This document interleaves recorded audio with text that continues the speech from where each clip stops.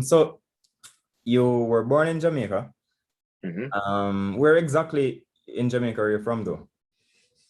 So Kingston, born in Kingston, lived there till I was 10. So Where Marvelly, exactly in Kingston? Marvelly, Marvelly, I grew up in. Same place as Ryan Sterling. Yeah, yeah.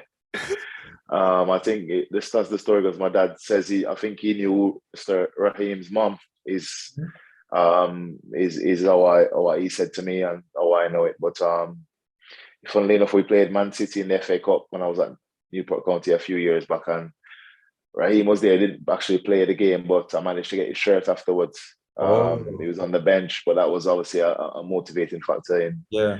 wants to get his top similar kind of backgrounds, I suppose, in terms of where we're from. So yeah. But yeah, that's obviously where I grew up and till I was 10 years old and then I moved to the UK. Wow, that's crazy though. Like, I think about it, Marvelly, both Raheem Sterling and you were like two goal scorers coming from that same era in Kingston. What a coincidence. So when you left, you were about 10 years old, you said? 10 years old I was, yeah, when I left, yeah. All right. So during your time in Jamaica, what Mhm. what's a memory you have that no matter how old you get, you'll always remember that from your time here? Probably there's probably a few, because I can remember the first time playing football with, like, say, my dad Mm-hmm. in, like, say, in the backyard, and so that's a memory that I can always remember. And then, see, like, when I went to Obiston prep school, so initially it was athletics was obviously the main thing we used to do, and so I used to obviously do that, and then I remember on I think it was Saturday morning we used to go to Portmore. Yeah, And then couldn't tell you exactly where, obviously, but there's a hill we used to run up every Saturday. yeah, And yeah, me not really being good endurance, boy, yeah. I hated it, man. I hated it so much. You Um, being here when athletics is the dominant sport, and yeah, of at course. that time you weren't an athlete, No, well, probably athlete, but probably just don't. but Over track the and years, I've field, realized yeah. Probably I'm more not long distance. I was probably more um, sprint. yeah, sprint. So I just hated going up the hills, man. That was one of the things. But obviously, I used to enjoy doing like your 100 meters, 200 meters. If you tell my teammates that now, they probably say you're lying because then all of them say I'm slow now. So, but yeah, that was the main thing. And then the last couple of years, in fact, I remember I actually started to last couple of years in Jamaica. I started to play football more, Mhm.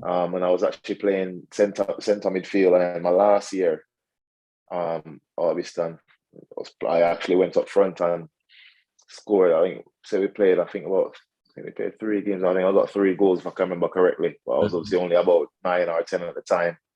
Um, and then obviously the transition when you come to England, it's football. It's just football. Yeah, yeah, yeah, It's just yeah. football. So I remember going onto the playground, and one of the first questions they ask you is, "So, who do you support?" And the only team I had watched up to that point was Arsenal. Oh, Well, Arsenal, Man United was the rival, but I was watching Arsenal United. I remember watching the game, and my eyes took me to Arsenal. So, and my father had supported Arsenal as well, so it was like, right, Arsenal. And so yeah, that's but go back to your previous question. Obviously, yeah, the memories are really just the sports, the athletics, and going to on us. So like I said, Saturday go to Portmore, and then we go to the beach after. Um, so yeah, I got fun so memories, man. Fun when you memories. were here and hmm you were in prep school or primary school, you would play hmm football for the school? Yeah. I played for obviously I think 2 years. I think 2 years maybe I'll get to play. The first year I didn't play too much, and the second year I played a bit more. Mhm. Um, so yeah, but 2 years I played for the school. Yeah. All right. So when you transition now from Jamaica to England, hmm what was it like when you just reached there? What was going through your head? Like, was it instantly football, the plan? Like, you land in England and what's going through your head? They say, yo, you know, want to be the next Thierry Henry, or what was going through your head at that point when you just got there? Yeah, I still remember I was only 10, so to be honest, it was just like a new country. Yeah. Make friends. Try to kind of see. I have my friends back in Jamaica, so when I got to a new school, and I was in year 5 here, and obviously towards the end of the school year, so it's like everybody already had them friends all the way from growing up through the school. So it was like, right, trying to make friends and stuff. And to be honest, football was the best way for me to do that because, like I said, I got onto the playground. Everybody was football, Yeah. and all the boys especially were playing football at break time, lunchtime, and so I would just join in, and just it was something I was obviously good at and took to quite easy, and it made me quite popular, in fact, because I was quite good. And so yeah, it was just just enjoy it, and so really, and because I didn't really know anything about obviously football in England in terms of joining a team and all that kind of stuff. So all that kind of stuff I had to learn really. All right. So in England, you join Sutton Coldfields Youth Academy, correct? Yeah. Right. At that point when you enrolled, what was your first reaction when you saw the level and the quality of those guys that your same age group, but comparing them to what you were playing against while you were in Jamaica, the 10-year-olds and 11-year-olds, same way, but the difference between those in England and what you were in Jamaica? I think from my point of view, it was like, because I actually went from the first school I was at was obviously a primary school. Then I went to the high school, and still I was just playing football on the playground, and everyone would always be like, "Yo, you're really good. Why you not play for a team?" So it was actually a team. A couple of my friends played for called Silverdale, who was just a Sunday league team. I joined them, and I played with them for 4 or 5 years. And then that's when I went to Sutton Coldfield, because the teams we used to play against, Silverdale was a good team in that league, but wouldn't say one of the top teams. It was like a mid-table team.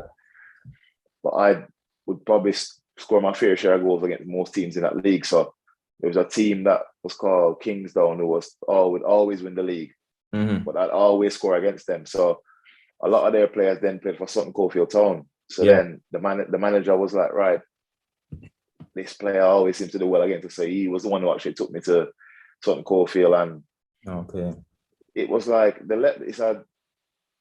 probably you have a mix and match. I think Jamaica, you have a lot of skillful players, and I think that's a big. From what I remember, it's like a lot of players are really skillful, and so that's true. Like I think Jamaican football is more influenced by the Brazilian culture. Jamaicans love the skillful. It's less about the game plan and the pass between the tight spaces and so on. It's mostly the skill show for the fans.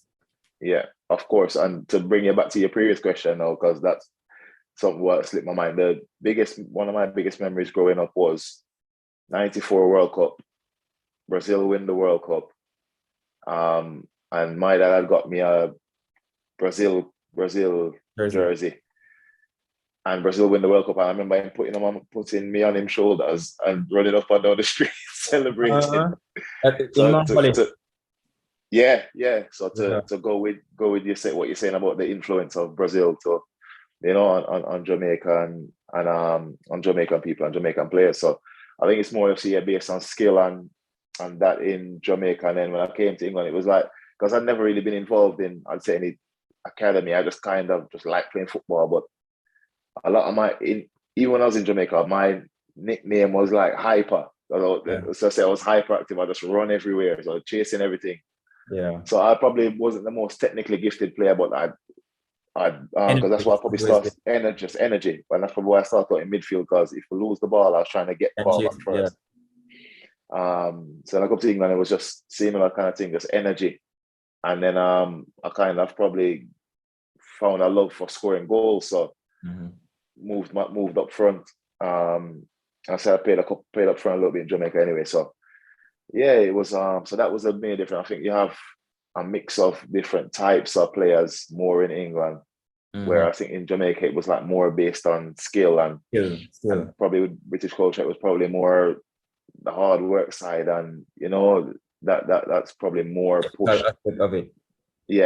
I just the coach's philosophy and so on in England. Say again, sorry? No, I'm saying in England, it's really crucial for you to be able to adjust to the coaching philosophy and so on.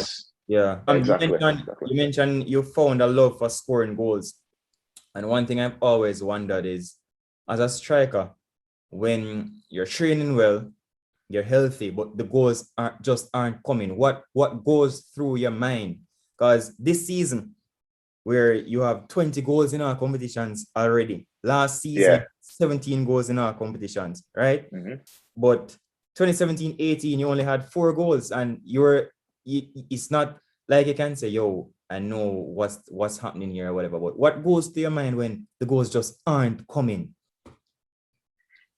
Yeah, I think as a striker, you're only sometimes as good as the players that are around you, and also I think you find you have to fit into different systems, especially when you're older, you get and stuff like that. You have a certain way of playing, Yeah. and for me, I have a certain because of my height and the way I play is more. I like to feed off crosses and like to be in the box, and that's how most striker scores go in. But for me, it's crucial to get deliveries in the box in terms of crosses and that kind of stuff, Yeah. and that's one of my biggest strengths. So yeah, so like you said, the what you mentioned in 2017-18, I was in a team where I probably did a lot more defensive work, Mm-hmm. and Always then on top. and a lot of the time it wasn't it was something I could play. In fact, because 2017-18, sometimes I was saying in terms of all round play, I probably had one of my better seasons. Yeah. But Yeah. as a striker, you're judged on goals. So Oh, exactly. Exactly. if people aren't coming week in, week out watching it, all they're seeing is oh, he's not scored again, you know? Mm-hmm. So yeah, as a striker, yeah, when you're not scoring, obviously it does weigh on your mind. I think for me, if I'm not scored after 3 or 4 games, I'm not too calm. It's when Yeah. it gets longer and longer, you're like, Yeah. oh, Funny, I you want. know, and you do start to put pressure on yourself because listen, that's what strikers are normally paid for, to get the goal. So, but it's one of those things. The more experience I get, it's like you have to try and keep calm and keep trusting what's got your success in the past, and try to keep working at that and just be consistent and keeping yourself in the position because it's with most strikers, if one comes and another one comes straight after, it's just you can't put your finger on it, but that's just how it works. So you just have to keep believing and keep getting yourself in the positions, and then the goals will come. Yeah, yeah, yeah. We're in the age now of social media, and Mm-hmm. where when a player isn't doing what the fans want, like a striker, for example, the Mm-hmm. fans watching and the striker not giving us the goals. People quick to run to Twitter Yeah. and Instagram in the comments and say, hey. As an Mm-hmm. athlete, what goes through your mind when you see you're putting in the work, you're Mm-hmm. training well. They don't see that, they aren't seeing what's going on in the background. So you're training Yeah. well, you're doing all that, your diet is good, but the goals just aren't coming. But when you go on social media, you're seeing people in the comments saying, hey, Mm-hmm. Jamille, no, play good, man. What goes through Yeah. when you see things like that? To be honest, that's something that I've learned to deal with a lot better. Like I said, getting older and getting more experience again. So probably when I was in my younger days, I'd probably see it and probably try to react to it, or Or get you try mentally. it might affect me a little bit, but no, for me it's one of those things. I can only affect what I can affect, which is my Mhm. performance. So for me, I try to give my best at all times. Yeah. If I don't get the goals, I don't get the goals, but I can't affect what other people are gonna say, so I don't even go and look at the comments, because Yeah. why get upset by somebody's opinion when I cannot affect their opinion? So True. that's what I think. So I don't even go and look on the comments and stuff like that, because if you look at examples in other examples where the same person that's probably maybe giving you a little bit of a stick or a bit of abuse, probably the same person that were praising you so much a couple of months earlier when if you're doing well or whatever. So you can't affect what people think, and everybody's gonna have an opinion no matter what. So just try to do what you're good at, and control what you can control, and anything out of your control, don't let it affect you. Basically, that's is my opinion on that. Yeah, I like that. I love that response, man. Um, you've been at quite a few clubs: Mm-hmm. Fleetwood, Plymouth, Blackpool, Newport, Grimsby Town. Um, in your football career, when you find yourself constantly on the move, how does it affect you and your family moving all around so much? Like we always, most fans we watch the English Premier League, and you would see and you would say, hey, why this player don't leave from, let's say, a West Ham? Leon want him, he can go to France or whatever, and people just, we don't look on the side of it where, hey, this man is packing up his family and going, but in this, you are staying in England, but it's still moving around, even though it's on a small scale. So how does that affect your family doing that? Yeah, it's not easy, It's not easy. Of course, it's one of those things where, you might be in an area that you like, and then, either things have gone well on the pitch, or there's an opportunity that comes up somewhere else, or at the end of the day, it's how you make your living as well, and it's not, I'm not gonna say, I'm not, like I said, the Premier League, they probably have a bit more options, or it's longer contracts and bigger money, so they can, probably allow for maybe wait a bit longer for options and stuff like that. But it's something that, you have to, I'm someone that, if I'm not playing as well, I need to go somewhere and play. So I won't sit there and wait to play. I'm on the move. So, but yeah, it does affect the family, man, because it's, for example, my family now are based up in Manchester. Yeah. And I must say, I'm based down Newport, still living in Newport, which isn't too far from obviously where Forest Green is. So yeah, I don't get to see them as much as I'd like to. So that's tough, moving around. But at the same time, with football, it's one of those things, a short career. I think it's one of those, you have to just roll with it and look at the other side of it as well, because I've got to live in different parts of the country. So I try to look at it, put a positive spin on it. Different experience. I've experienced different parts of the country and lived in different areas, which maybe I wouldn't have been able to if I was doing a different profession. So yeah, I think you just have to, a lot of footballers probably say the same, just look at it you just roll with it as your career is going on, because it's something you dream of doing professionally. So to be able to have the opportunity, I think you give up, you make a lot of sacrifices, but it's one of those things where, you're happy to make it because you're still living your dream. Yeah, and that's what comes with the career. Yeah, of course. Yeah, exactly. So at any time, and if you didn't want to do it, then I'm sure you can try and make a decision to do something else. So now it's one of those things that it's a byproduct of the profession and the career. So it's something that it's not ideal all the time, but I'd love to be able to be in one place and my whole career. But for me personally, it's not worked that way. So I'm happy the way it's worked out regardless. All right. So injuries in sport, you've had your fair share. Remember last season, can go before that, you've suffered an ACL injury before. Yeah. And last season you had a season-ending hand injury where, according to the reports, they said that all the fingers in your hands were broken, had to do surgery and things. Not broken, dislocated. So Okay. I didn't break it, just dislocated 4 of my fingers last season. Yeah. When an athlete has these injury experiences, how does it affect you mentally? Like, let's take an ACL, for example. The typical fan, you watch a football and you see man get his knee injured and he's out for a few months, come back, and you say, all right, the fans, they say, give him some time to get off the rust and thing. And after you expect the rust to be gone, but he's not firing or performing how you expect him to.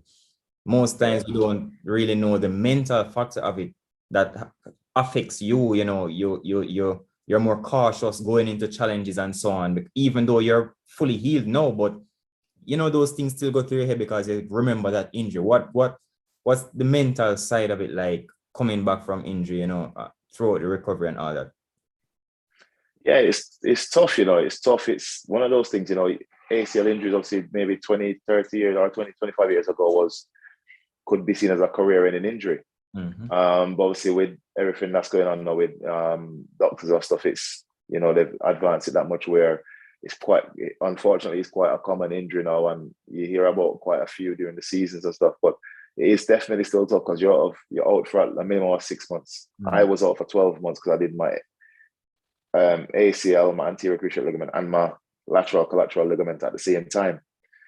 And yeah, longest I've been up before that, I think was 3 months.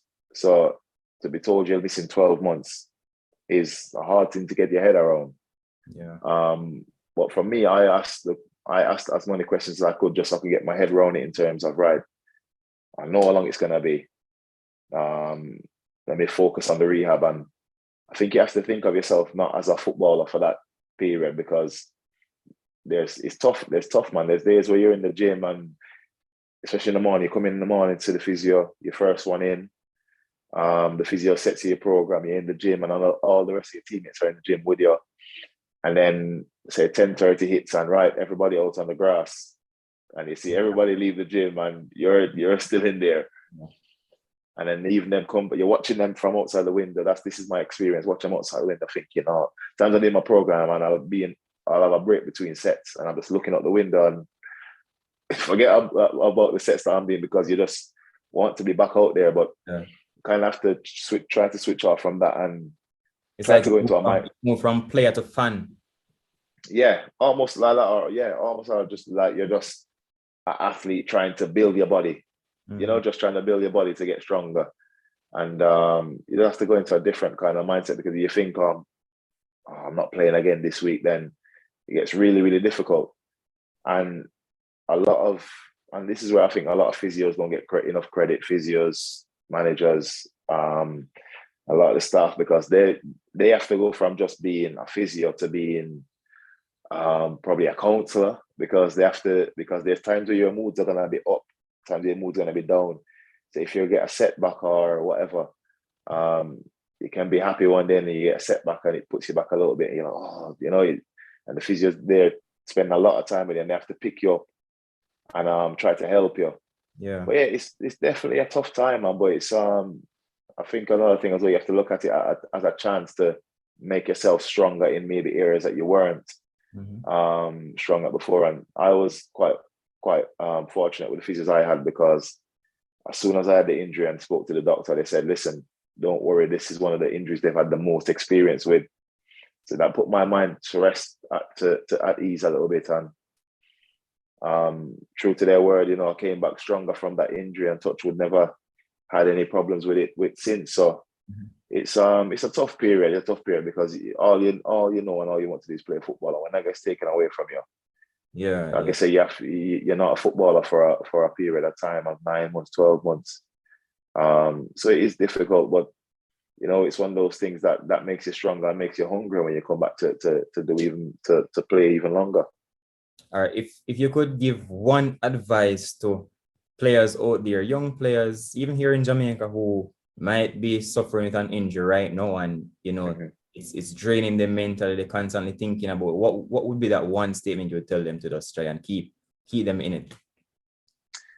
Just embrace it, just embrace it. It's however you're feeling, try to just buy into that and use that as a driving force. So if you're feeling down one day, it's like you're not gonna have not every day is gonna be a good day. So if you're having a bad day, remember that feeling when you come back. So just embrace the whole injury process, and remember how you felt when you were maybe at the start of the injury, and then when you come back, you're like, and maybe if you come back and you're not having a good training session, look back, look at the positive. Remember when I was injured, it's such a privilege. There was times this year we had one of our players in his ACL at the end of last season, so he's been more or less in the gym the whole season, and he was only able to come back and train with us for the last 2 days or last 3-4 days of the season. And we were going through, there was a period where Forest Green this season we had like a little bit of a bad patch, winning 7, I think it was, or something like that. And where they're thinking, what's going on? Why is it not clicking again? And one of the players said, he was like, you know what, we're putting all this pressure on ourselves about not winning a game. I was saying, look at our teammate Elliot, who's not even been able to train for over 12 months. And it just put it into perspective when you think about it that way, And I'm a big believer in that, looking at life and looking at things in perspective. Because if you look at something with just a small point of view and just in one way of looking at things, then you can spin it something whichever way you want to spin it. But if you look at it in perspective and the bigger picture, then things aren't always as bad as it might look or as it might seem. So yeah, man, that would be my advice. Just look at things in the bigger picture. All right, cool. All right, so let's jump to the story now with Forest Green, right? So you were signed ahead of last season, the 2020-2021 season, right? Yeah. You're bagging the goals, 17 goals, then the injury came. Season ended, right? Yeah. So it's going good. Injury, stop the season there. It's going so well.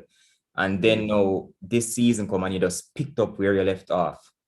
During that recovery period and coming into preseason and the new season, what did you tell yourself that really pushed you to just come back like a beast after the injury? Because it's like, people, they see an arm injury in football and they don't really think about the really devastating effect of it. So they don't think how, it affects your balance and all that. Most people, they just watch the football. If it's not a leg injury, they say, oh, it's minor, man.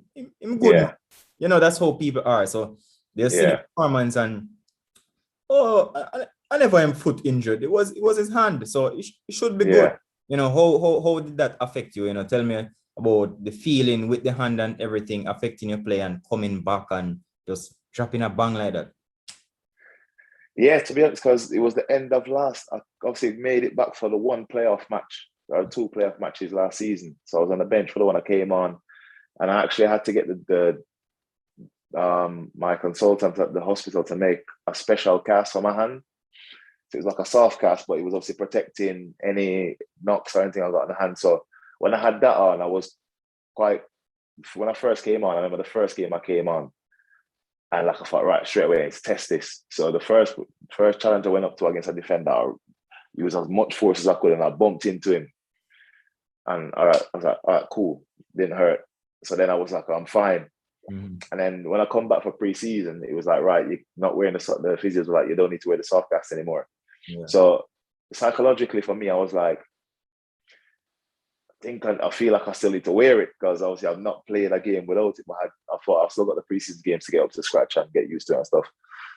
So when I was training it, my hand just felt a bit weird playing without it. So we had come to a compromise where I wear a strapping on my hand, like just a tape strapping on my hand.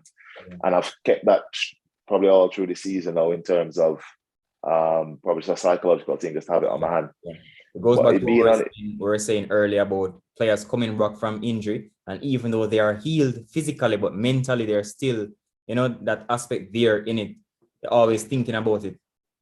When you came to Forest Green and you were aware that, hey, this club has never been promoted to League One before, and you're putting in the goals, and at the start of this season, you're appointed captain, right? And you're thinking to yourself, listen, as I think it was on the BBC, you did an interview and they were saying ahead of this season, you were saying the plan is to get promotion. And you're thinking, hey, this club is 133 year in existence, and you're here now, a Jamaican youth, forward and say, listen, as captain, my plan is to get the promotion and lead the way towards promotion. And now the season has ended and you've done that. What's the reaction been like to that achievement, not just to the team, but to you as Captain Fantastic? What's the reaction like? Of course, it's everything we ever wanted, everything we planned for. It's been a fantastic. It's been a great reaction. The fans are obviously delighted. We couldn't have done it any better in promoted champion. So it's fantastic feeling as a player amongst the squad, of course. To be captain is obviously something that I'm still proud. Is an honor for me because I've always just tried to be myself in terms of personal advice and being how I think a senior player should be anyway towards the younger players. And I can only thank obviously the manager to give me the honor of being the captain. But yeah, man, it's been a great thing. It's like I say, it's part of history and something nobody can ever take away. To be promoted and to be the captain, obviously, but being promoted is something I'm eternally proud of and something I can, my little boy, I can Yeah, when yeah, he's a yeah. little bit old and he can 50 understand, I years, can explain to him, 50 years from now, it would be on the walls. The first time you guys got promoted and the squad list is there, and you'll see Captain Jamille Matt, and your son will see that and say, "Hey, Yeah, that's daddy, that's daddy, that's daddy." It's all about leaving a legacy.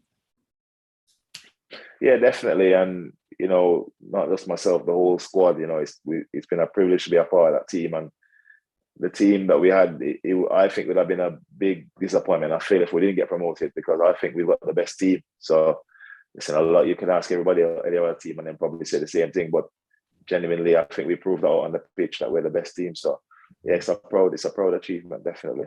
Yeah, man. All right. In wrapping up, just a little personal outside of football now. Music. Let's talk about music. What in you have a pre-match playlist? So there's a couple of the boys that play their own kind of music before games and stuff. But if I'm gonna throw anything on, yeah, I like obviously a little bit of dance, a little bit of hip hop. Yeah. Anything lively, really. It just depends really what Yeah. mood I'm in. Because sometimes I'll even listen to a little bit of R&B before a game, just something to relax me, So I wouldn't say I particularly have I don't have one playlist. I just Yeah. like to put it on shuffle, and then whatever comes up comes up. All right. But So what's some dancehall songs that the moment you hear that you say, yeah, man, the mood now, man. anything vibes, anything vibes. Anything, listen, anything vibes, say the vibe I already. So Yeah. vibes, a little bit of chronics. Your favorite chronics with song? Wait, Skanking Sweet. Yeah. Yeah, man, like, I love listening to that tune. It might just get me that change around me. You just see me, I swear, and I go on. So, Yeah. yeah, man, just a little bit of music, and I'm quite broad in terms when it comes to music. So, I listen to a little bit of everything, but vibes are the main one. I'll say I'll throw on before a game. All right. Food in England, and you must have some Jamaican restaurants and thing, right? If you go to a Jamaican Yeah. what's the main thing you want on the menu? Probably oxtail, oxtail. I feel like me eat a lot. I'm Yeah. careful when I say because I play for a vegan club, so. But yeah, I find myself getting oxtail more often than not. Probably the main thing. Yeah. Or some stew chicken. But yeah, mainly oxtail. All right, when you get in your oxtail, you get vegetables with it or pasta? Vegetable, steamed veg. What? No pasta for the health reasons? No, just out of choice. But I've listen, we have pasta quite a lot as a a footballer. So if I don't have to have it, I won't have it. Makes sense. But all right, thank you very much for doing this. As I said, things must be very hectic, and you took the time out to come here and just about the chit chat, get to know one thing, and check in. So big up for that, and hope we see more of you for the coming years. Keep it up. Thanks, man, and thanks for taking the time to asking me on and inviting me on as well, man. I appreciate it, honestly. Because it's obviously back home. It's nice to have been, like I say, you're taking the time out to give me a little bit of recognition and to spend a bit of time with me. So I appreciate it.